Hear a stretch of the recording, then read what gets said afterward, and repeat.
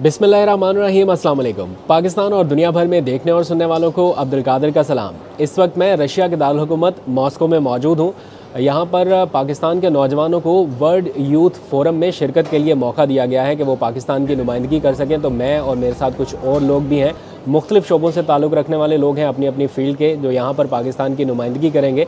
तो इंशाल्लाह पूरी कोशिश करूँगा कि पाकिस्तान की बेहतर तरीके से नुमाइंदगी की जा सके।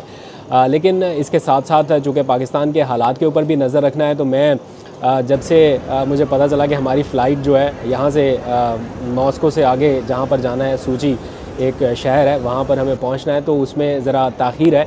तो इस दौरान पाकिस्तान के हालात के ऊपर थोड़ी बात कर ली जाए, बिकॉज़ उसके ऊपर नज़र तो है। आज का दिन सियासी हालात के हवाले से तो बहुत अहम था और मुझे ऑब्वियसली वहाँ पर होना था, कवर करने थे ये सारे इवेंट्स। आज पाकिस्तान तहरीक इंसाफ एक बहुत लंबे अरसे के बाद ऐवान में वापस आई। मेरा बहुत दिल था कि मैं ये सारी एक्टिविटीज़ को कवर करूं। आज इमरान खान के नारे जिस तरह से ऐवान में गूंजे, उनके मास्क लगा के लोग पहुंचे, तो ये सारी एक्टिविटीज़ मैं कवर करना चाहता था, लेकिन अनफॉर्चुनेटली या फॉर्चुनेटली कुछ भी कह लीजिए, मुझे यहाँ पर आना था। ये भी एक अहम इवेंट था, रोज़ रोज़ तो ऐसे इवेंट्स आते नहीं हैं, तो इसलिए मैंने सोचा कि साथ साथ ये इवेंट भी कवर करूँगा। कोशिश करूँगा कि आपको यहाँ के भी मनाज़र कुछ दिखाऊँ। लेकिन पाकिस्तान में इस वक्त जो सियासी सूरत हाल है उसके ऊपर भी बात कर लेते हैं। ऐसा नहीं है कि उसके ऊपर नज़र नहीं है, पूरी खबर रखी हुई है। आज पाकिस्तान तहरीक इंसाफ एक पूरी कुव्वत के साथ ऐवान में नज़र आई। बेशक तादाद उनकी कम की गई, लेकिन आवाज़ उनकी पहले से भी ज़्यादा गूंजती नज़र आई। अप्रैल 11, 2022 को इमरान खान ने यह फ़ैसला किया था वोट ऑफ कॉन्फिडेंस के बाद कि वो इस असम्बली का हिस्सा नहीं रहना चाहते। ऑल्दो के कुछ एक दो लोगों ने उनकी राय से इख्तलाफ भी किया था। बाज़ लोगों की राय थी कि नहीं, ऐवान में ही रहा जाए, लेकिन इमरान खान ने उस वक्त ये डिसीजन लिया और खड़े होकर ये अनाउंस किया था कि अगर कोई और रहना चाहे असम्बली में तो रहे, लेकिन मैं इस असम्बली का हिस्सा नहीं बनना चाहता। और उस दिन के बाद से इस्तीफ़े जमा होना शुरू हुए और वो सारा कुछ आपके सामने है। तो 11 अप्रैल 2022 के बाद आज पहली बार पाकिस्तान तहरीक इंसाफ असम्बली में वापस गई। इस दौरान इस्तीफ़े वापस लेने की, फिर देने की, फिर वापस लेने की बहुत सारी कोशिशें हुई। उनको सियासी मकासद के लिए अपोजिशन ने भी पूरा इस्तेमाल किया। कहीं पर यह कोशिश थी कि मुज़ाकरात हो जाएं और फिर जब ये लगा कि ये अपोजिशन लीडर के तौर पे वापस आ जाएंगे, तो उन्होंने राजा परवेज़ अशरफ साहब ने कहा कि नहीं जी, इस्तीफ़ों की जो कुछ की तस्दीक होगी, कुछ की नहीं हुई। तो ये सारा ड्रामा खैर चलता रहा। अभी आज जो मनाज़र हमने देखे हैं उससे ये पता चल रहा है, ये बात तो क्लियर होगी कि पाकिस्तान तहरीक इंसाफ ऐवान के बाहर ही नहीं, ऐवान के अंदर भी भरपूर तरीके से एहतजाज करने वाली है और बहुत टफ़ टाइम मिलने वाला है फॉर्म 47 वाली हुकूमत को। और आज इसका अमली मुजाहरा देखने में आया, किस तरह लोग इमरान खान की तस्वीर थामे ऐवान में पहुँचे हुए थे, किस तरह से इमरान खान के नारे गूंज रहे थे, इमरान खान को रिहा करो के बैनर्स बैरिस्टर गौहर ने जिस तरह से उठाए। और फिर एक यूनिक अंदाज़ आज अपनाया गया, इमरान खान के साथियों ने उनकी शक्ल के मास्क पहन के एक तरह से इजहार यकजहती किया उनके साथ। और बैरिस्टर गौहर ने तो वो बैनर लहराया जिस पर इमरान खान को रिहा करने का नारा दर्ज था।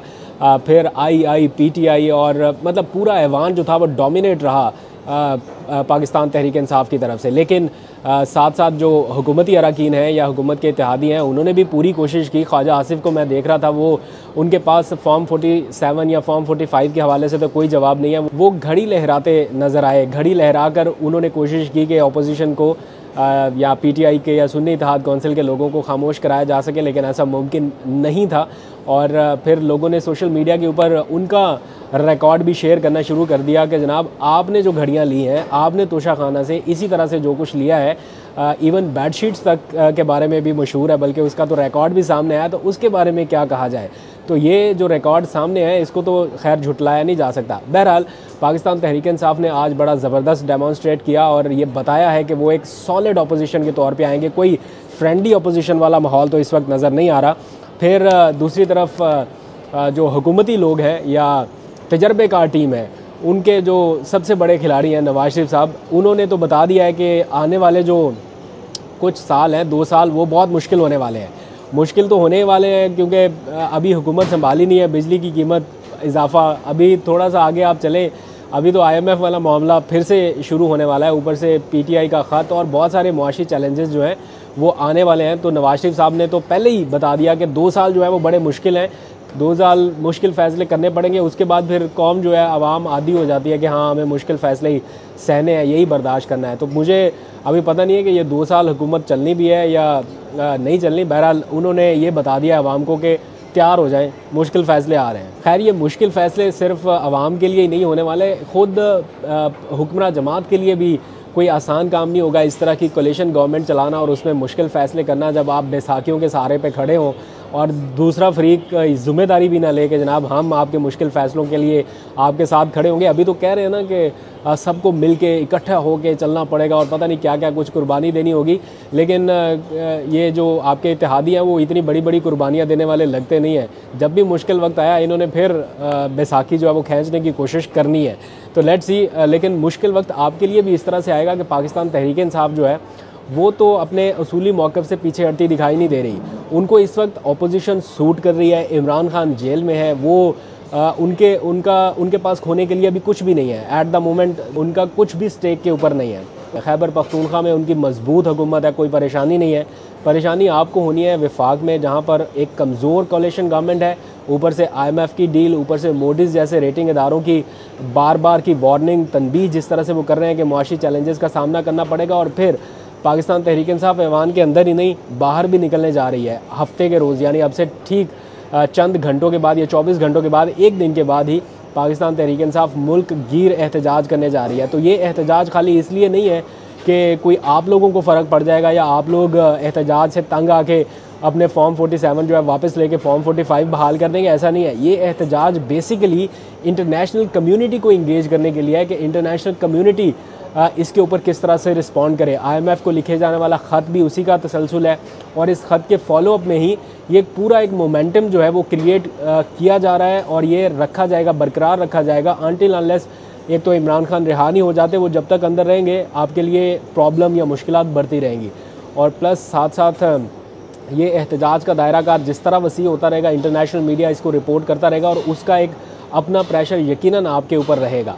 तो ये 2 साल मुश्किल है या 3 साल मुश्किल है, जितना भी टाइम है, ये सिर्फ आवाम के लिए मुश्किल नहीं है, ये आपके लिए भी मुश्किल है, क्योंकि आपके अपने साथी ये बता रहे हैं कि ये हुकूमत हम लेना ही नहीं चाह रहे थे, हमें तो ज़बरदस्ती ये हुकूमत दी गई है। और पता नहीं वो क्या क्या बताते हैं कि हमें हुकूमत भी दी गई है, साथ में धमकियाँ भी दी गई हैं। ये जावेद लतीफ़ की बात है, TV टॉक शो में वो ख़ुद कह चुके हैं कि वो जो बच्चा बाप की बात नहीं मानता तो बाप उसे फिर धमकी देता है ना कि जायदाद से आग कर दूंगा। तो वो इस तरह की मिसालें देके बताते हैं कि हमें धमकी देके हुकूमत दी गई है। तो अब किसने दी है, क्यों दी है, ये नहीं बताते, लेकिन इस तरह से जो रोना धोना उनका वो जारी है। बहरहाल मौलाना फजलुर रहमान एक अहम इत्तेहादी थे हुकूमत के, वो भी इस सिस्टम से नाराज़ हैं, इस सिस्टम से आउट होते दिखाई दे रहे हैं और किसी हुकूमती टीम का हिस्सा बनने से या हुकूमत साजी का हिस्सा बनने से इवन उन्होंने इनकार कर दिया।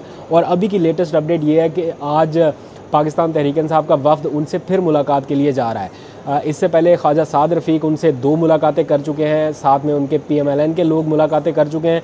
उन्हें कायल करने की कोशिश की जा रही है कि आप ये एहतजाजी तहरीक को तर्क कर दें या अपना बयानिया जो है वो वापस ले लें, मिल के साथ चलते हैं। लेकिन मौलाना अभी मिल के साथ चलने के लिए तैयार नहीं है। और दूसरी तरफ पाकिस्तान तहरीक इंसाफ जो है वो मुसलसल उनके पीछे है कि मिल के एहतजाज करते हैं। तो मौलाना को भी एहतजाज सूट कर रहा है, पाकिस्तान तहरीक इंसाफ को भी कर रहा है। तो देखते हैं मामला कैसे आगे बढ़ता है और क्या क्या मुश्किलात किसके लिए पैदा होती हैं। आप लोग ज़रा बताएं कि आज के ऐवान की कार्रवाई और पाकिस्तान तहरीक इंसाफ की कौमी असम्बली में वापसी के ऊपर आपकी क्या राय है? क्या पाकिस्तान तहरीक इंसाफ ने ठीक प्रोटेस्ट किया, ठीक एहतजाज किया, ये शिद्दत ठीक थी, ये एग्रेसिव रवैया ठीक था, या खामोशी से बिल्कुल चुपचाप बैठना चाहिए, अभी देखना चाहिए?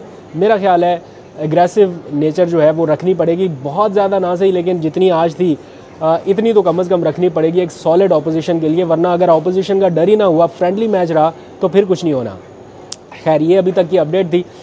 मेरी फ़्लाइट का टाइम होने वाला है, तो ज़रा बोर्डिंग कराते हैं, चेक इन कराते हैं और आपको और भी कुछ विजुअल्स मैं दिखाऊंगा। आप लोग ज़रा कमेंट्स में भी बताइएगा कि पॉलिटिकल व्लॉग्स ही देखना चाहते हैं या ज़रा रशिया का माहौल, ये सूची के एनवायरनमेंट और इस तरह का जो आउटडोर व्लॉग्स है वो भी आप देखना चाहते हैं। तो मुझे ज़रूर कमेंट्स कीजिएगा, मैं इंतज़ार करूँगा। अभी तक के लिए इतना, अपना बहुत सा ख्याल रखिए। अल्लाह हाफ़िज़।